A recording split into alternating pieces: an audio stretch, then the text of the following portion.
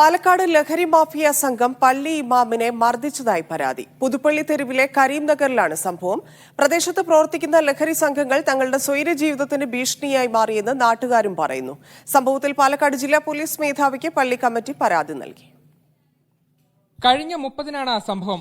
കരീംനഗറിലെ ഇസ്ലാഹി ജുമാ മസ്ജിദിലെ ഇമാമിനാണ് മർദ്ദനമേറ്റത്. ബീഹാർ സ്വദേശിയായ അബുസാർ നടന്നു പോകുമ്പോൾ പ്രകോപനമില്ലാതെ ഒരു സംഘം ഇദ്ദേഹത്തെ മർദ്ദിക്കുകയായിരുന്നു. 4 आदमी इधर से दारू पीकर जा रहा था.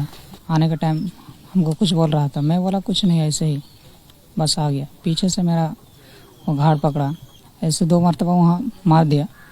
फिर वहाँ से आया, फिर यहाँ मैं मस्जिद का सामने आया.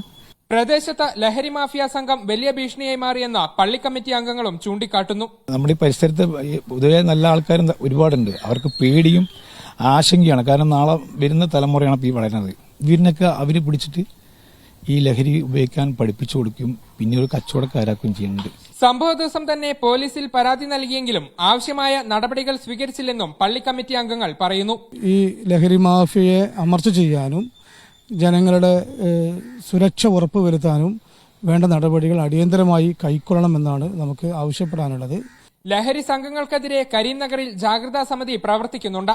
ഇമാമിന് നേരെയുണ്ടായ ആക്രമണത്തിന്റെ പശ്ചാത്തലത്തിൽ ജാഗ്രതാ സമിതിയുടെ നേതൃത്വത്തിൽ ശക്തമായ നടപടികൾ സ്വീകരിക്കുമെന്നും നാട്ടുകാർ വ്യക്തമാക്കി. മീഡിയ 1 പാലക്കാട്.